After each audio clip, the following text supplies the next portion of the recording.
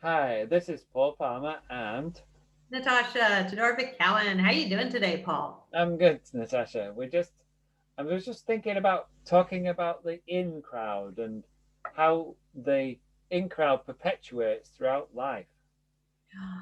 The eternal, forever high school, the cool kids. Yeah, yeah. I Yeah, seem to remember I was never a cool kid. you know what? I was kind of the cool kid and the nerd simultaneously. So it was weird.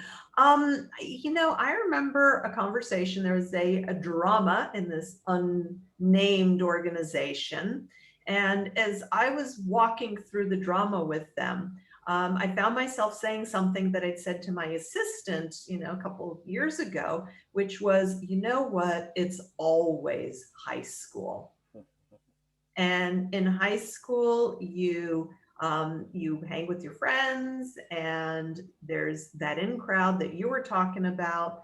And then there's kind of sometimes the not so nice stuff that happens with the people who are not part of the in crowd.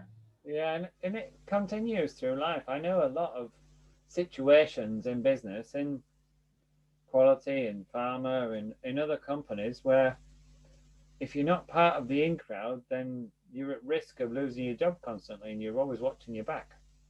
Yeah. Yeah. No, we see that perpetually organizationally. And look, it's natural that some people are going to gravitate to one another and they're just going to work better together. I think and you want people working together well and effectively. But where that breaks apart is when you've got someone, where folks are just so tightly bonded that they're willing to either overlook, excuse, or never see the lack of competence in another person and don't call them out. Yeah, yeah, and I think a lot of the time the one that people want to be in with is often the one that's the manager, and then the manager manipulates the situation to make sure that they get their in crowd to work with, and they work their way through the ones they don't want in the in crowd, and either make them redundant or make working there so difficult that they decide to leave.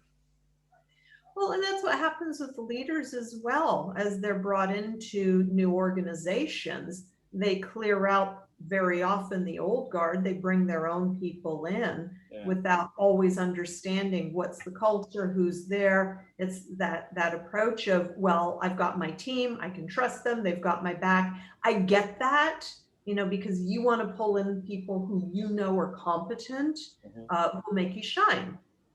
And that sometimes is very exclusionary. Yeah, and it's not always to the benefit of the company. Hmm. Often I find that people that take out the leaders from the organization that they joined didn't realize the relationship those leaders had with the team below. And Yeah. then they actually lose more than just the leadership, they lose the team below and the expertise within the organization, and it falls apart. Yeah, I remember one organization that I was involved with, they fired or made miserable the life of one particular team leader. And when that team leader left, the entire team left, and it cost them literally in the billions Yeah. because they didn't yeah, that's why we have to understand these relationship systems and who's connected with whom and who's bonded with whom and who's competent and who isn't. And they're really complex to understand. Far too many times an organization thinks, well, we'll bring in a new leader, they'll fix everything, or we'll bring in a new employee and they'll fix everything, and they forget that they're bringing that person into high school. Yeah. Yeah. I know. I'm just thinking of one organization that I worked for. I don't know how many years ago now, and the head of quality in there routinely just identified people that she didn't want working in the team anymore, and she did whatever she needed to do to take them out of the team. Yeah. And she continued doing that within the organization to the point that it was so dysfunctional, it's now closed. Yeah. And I've seen that happen. I've seen team leaders be so dysfunctional that the only people around them who survive are the yes people that cater to their egos. And that is very toxic. And again, that's kind of like the mean girl thing in high school. And the trouble is, they end up without the expertise that they need. They just end up with them followers rather than doing the work.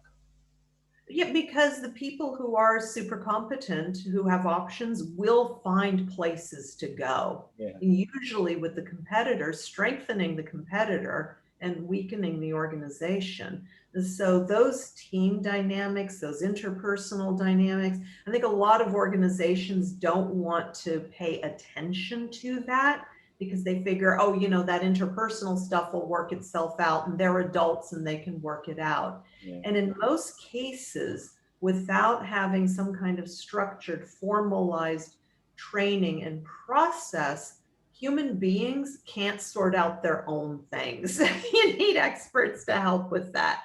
And when it's personality, that is so much easier than when you take a conflict and layer it with another conflict and layer another unresolved conflict over all those conflicts. Like high school. Yeah.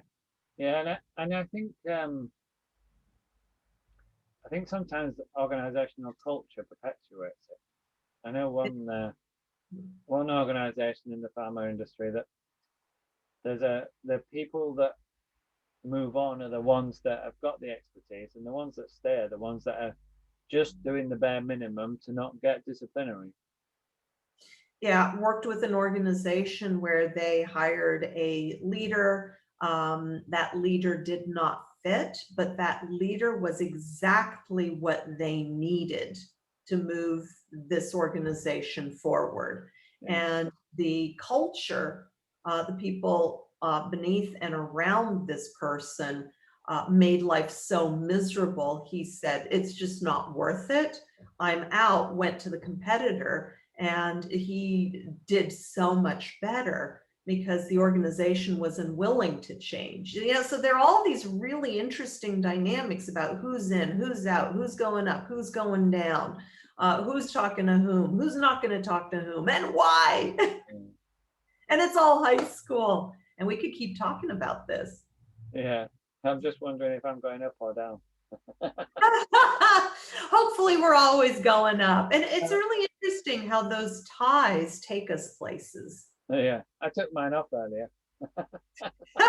Not those ties. Okay. That's Pharma and Natasha Todorovic-Cowan signing out. I'll talk to you soon.